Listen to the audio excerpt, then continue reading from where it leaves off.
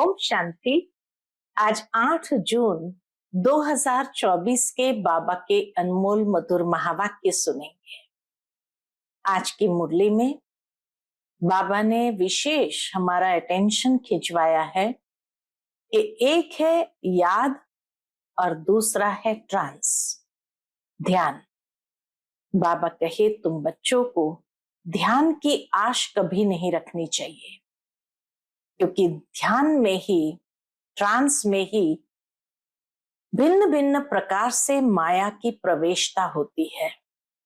फिर कोई कहते हैं हमारे में बाबा आया, कोई कहते मम्मा आई।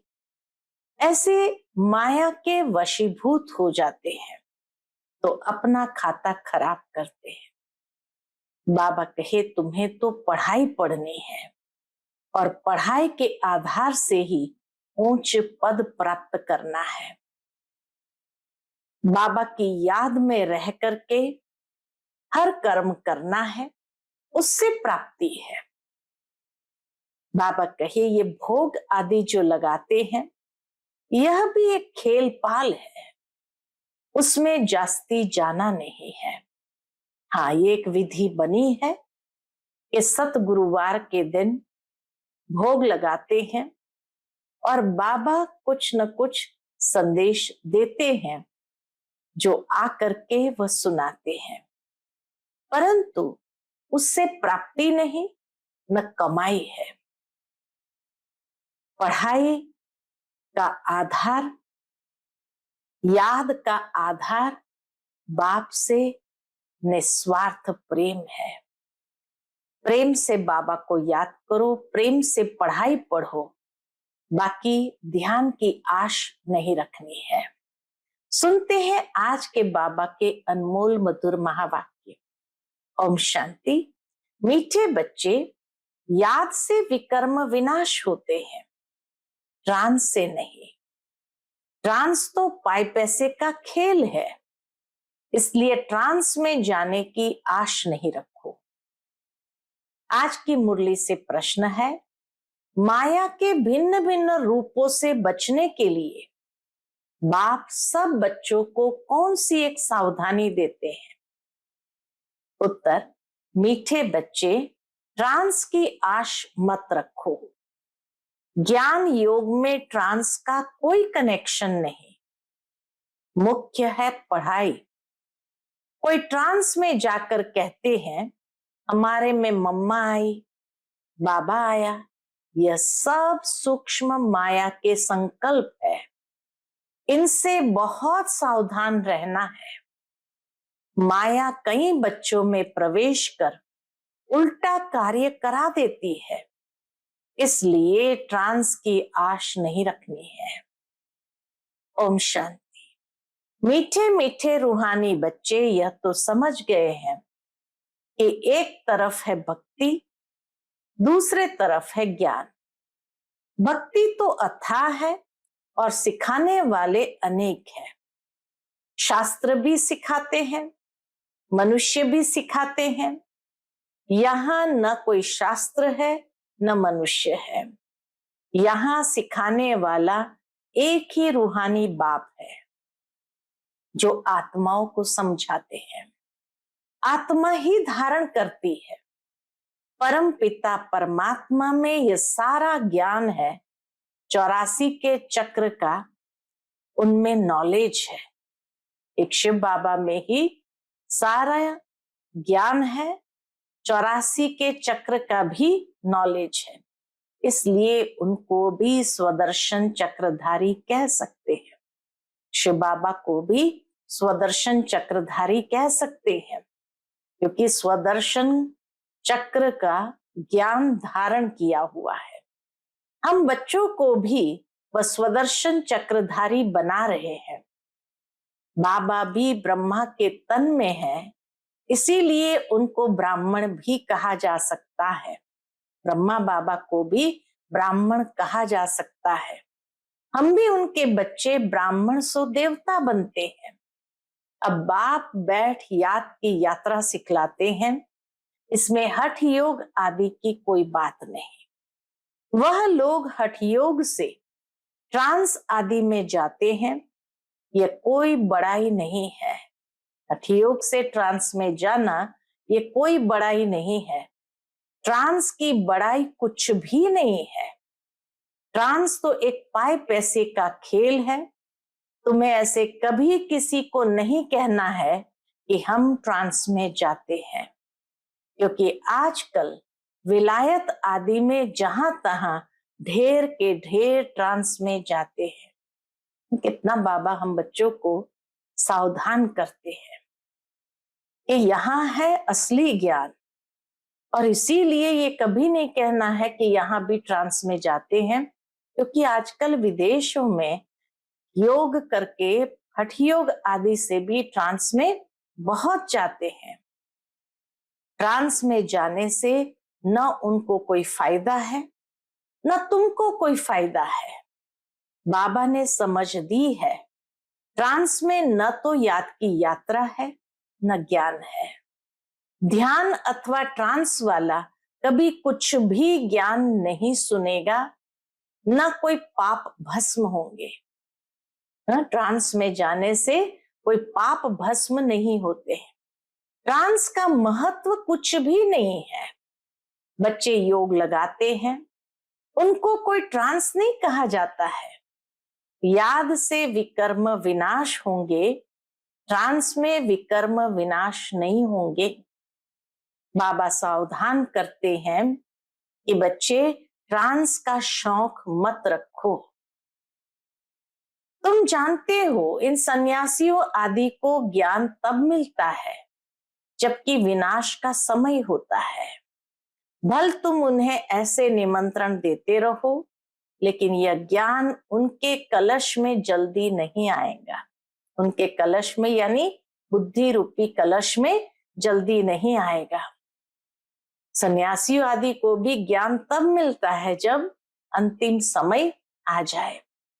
जब विनाश सामने देखेंगे तब आएंगे, समझेंगे अब तो मौत आया कि आया। जब नजदीक देखेंगे तब मानेंगे उन्हों का पार्ट ही अंत में है। स्पष्ट बाबा ने कर दिया कि सन्यासियों का पार्ट भी अंत में है। तुम कहते हो अब विनाश आया कि आया, मौत आना है। वह समझते हैं उन्हों के ये गपोड़े हैं। इस समय तो समझेंगे ये गपोड़े मार रहे हैं। तुम्हारा झाड़ धीरे धीरे बढ़ता है। सन्यासियों को सिर्फ कहना है कि बाप को याद करो। यह भी बाप ने समझाया है कि तुमको आंखें बंद नहीं करनी है। आंखें बंद होंगी तो बाप को कैसे देखेंगे? हम आत्मा है, परम पिता परमात्मा के सामने बैठे हैं, वह देखने में नहीं आता है, लेकिन यह ज्ञान बुद्धि में है। तुम बच्चे समझते हो परम पिता परमात्मा हमको पढ़ा रहे हैं इस शरीर के आधार से। ध्यान आदि की कोई बात ही नहीं। ध्यान में जाना कोई बड़ी बात नहीं है। ये भोग आदि की ड्रामा में सब नूंद है। भोग लगाना यह भी ड्रामा में नूंद है। सर्वेंट बन भोग लगाकर आते हो। जैसे सर्वेंट लोग बड़े आदमी को खिलाते हैं, तो बाबा कहे तुम भी सर्वेंट हो, देवताओं को भोग लगाने जाते हो। वह है फरिश्ते, वहां मम्मा बाबा को देखते हैं। वह संपूर्ण मूर्ति भी एम ऑब्जेक्ट है। उनको ऐसा फरिश्ता किसने बनाया? बाकी ध्यान में जाना तो कोई बड़ी बात नहीं।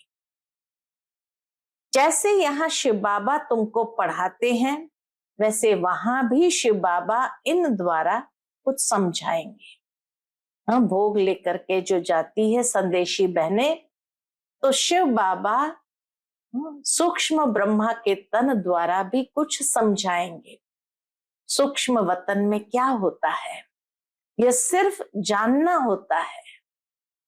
बाकी ट्रांस आदि को कुछ भी महत्व नहीं देना है। कोई को ट्रांस दिखलाना यह भी बचपन है। बाबा सबको सावधान करते हैं। ट्रांस में मत जाओ, इसमें भी कई बार माया प्रवेश हो जाती है। ये पढ़ाई है, कल्प कल्प बाप आकर तुमको पढ़ाते हैं। अभी है संगम युग, तुमको ट्रांसफर होना है। ड्रामा के प्लान अनुसार तुम पार्ट बजा रहे हो। पार्ट की महिमा है, बाप आकर पढ़ाते हैं ड्रामा अनुसार। तुमको बाप से एक बार पढ़कर मनुष्य से देवता जरूर बनना है। इसमें बच्चों को तो खुशी होती है, हम बाप को भी और रचना के आदि मध्य अंत को भी जान गए।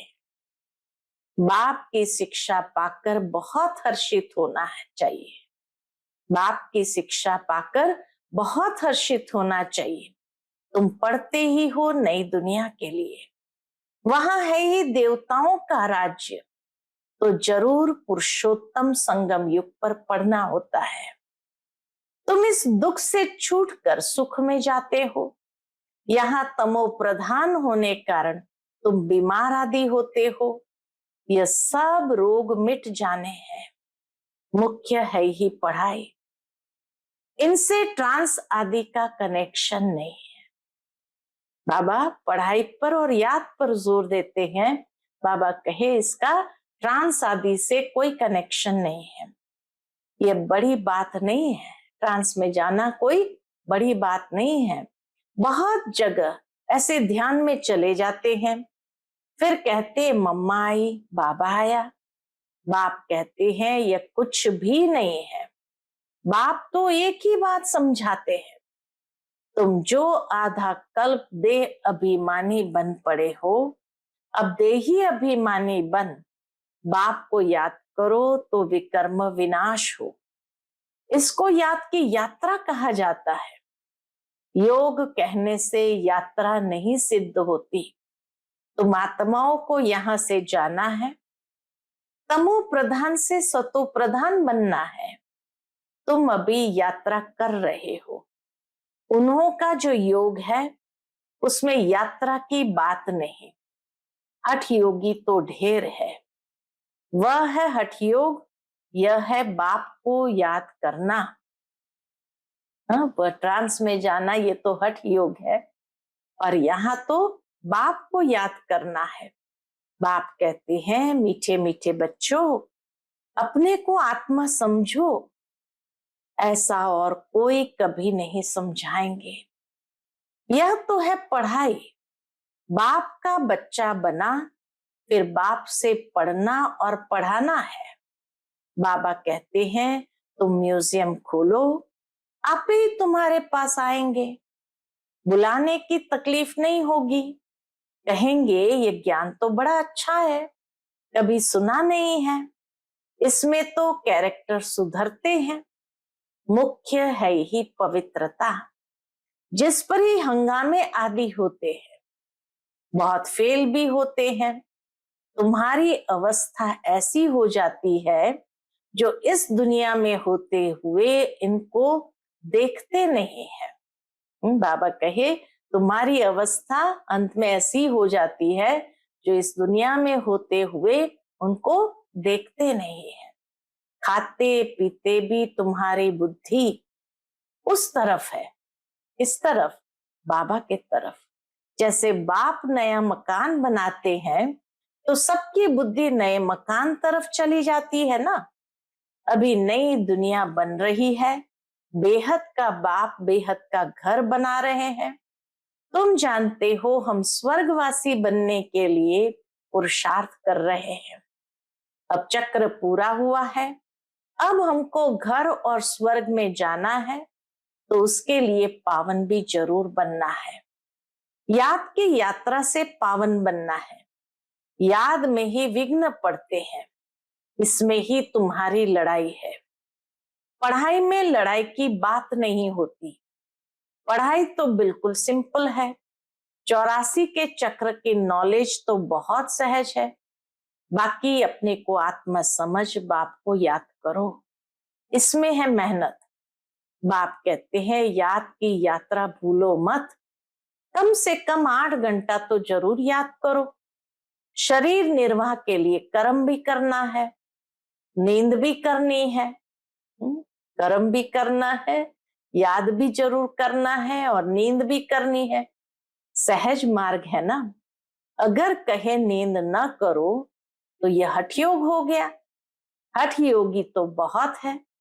बाप कहते हैं उस तरफ कुछ भी नहीं देखो, उससे कुछ फायदा नहीं। कितने हठ योग आदि सिखलाते हैं। यह सब है मनुष्य मत।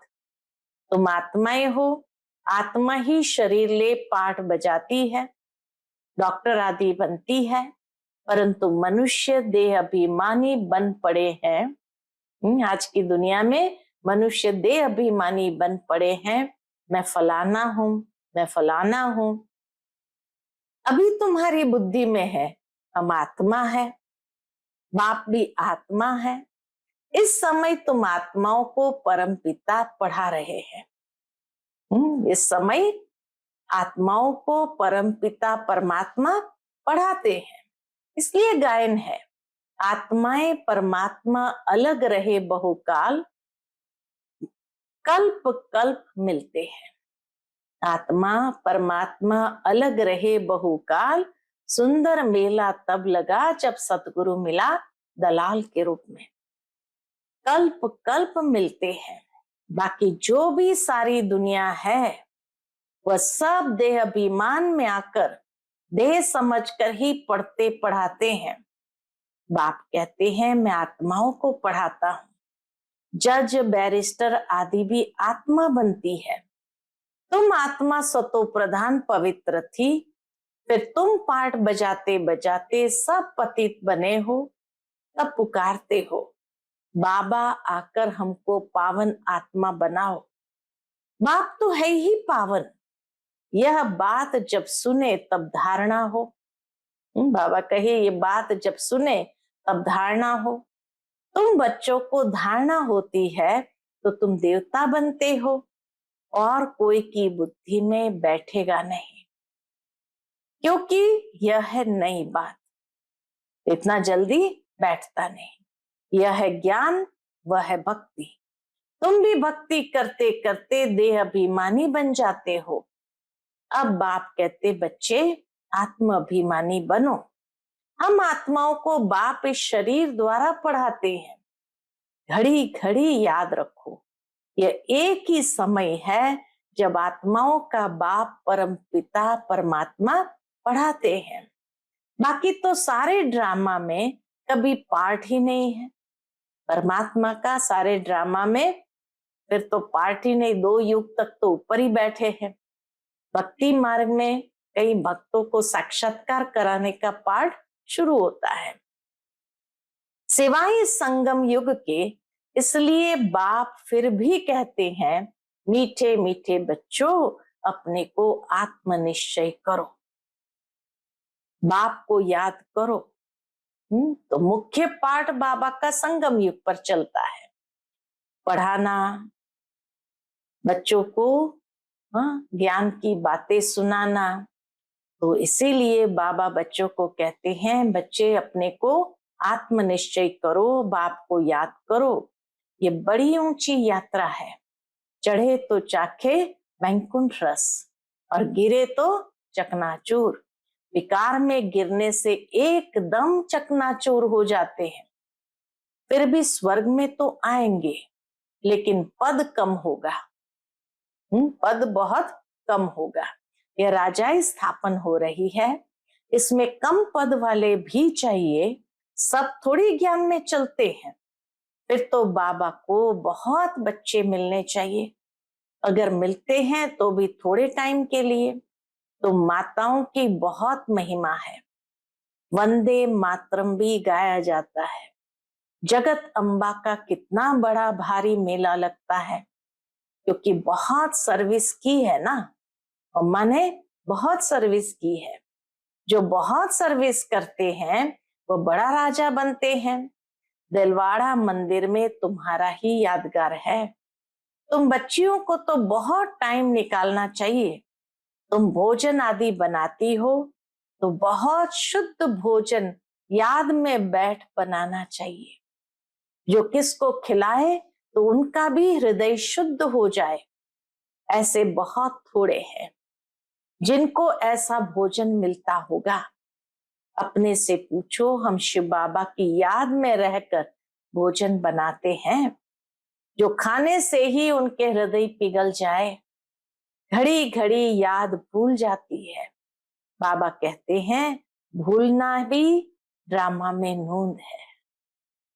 बाबा की याद घड़ी घड़ी भूल जाती है, लेकिन बाबा कहे भूलना भी ड्रामा में नूंद है, क्योंकि तुम 16 कल तो अभी बने नहीं हो।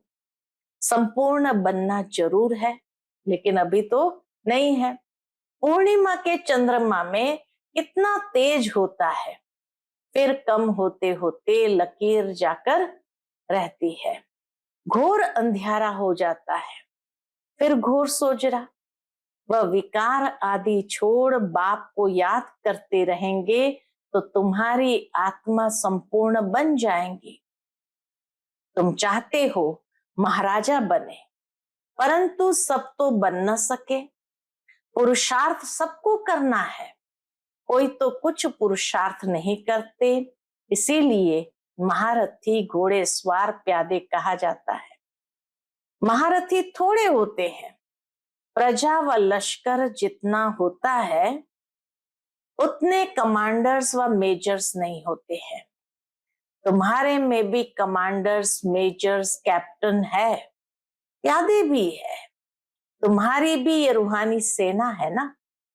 सारा मदार है याद की यात्रा पर, उनसे ही बल मिलेगा। तुम हो गुप्त वॉरियर्स। बाप को याद करने से ही विकर्मों का जो किचड़ा है वह भस्म हो जाता है। बाप कहते धंधा धोरी भल करो, बाप को याद करो।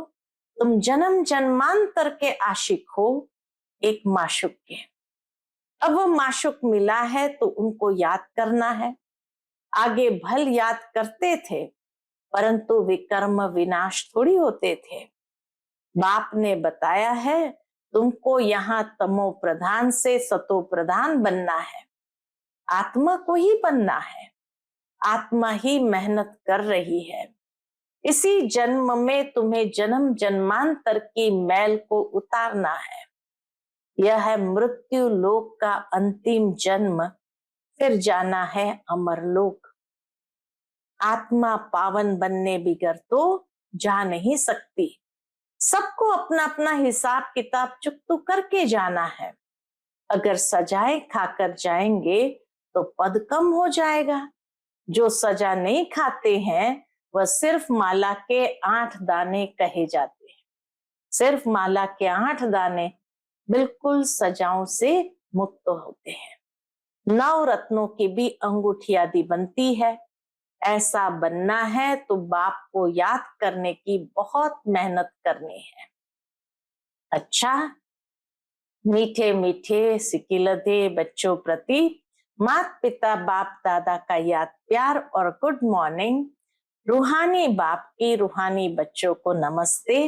हम सभी रूहानी बच्चों की रूहानी माता पिता बाप दादा को याद प्यार, गुड मॉर्निंग और नमस्ते। नमस्ते, शुक्रिया बाबा, शुक्रिया। आज की मुरली से धारणा के लिए मुख्य सार है।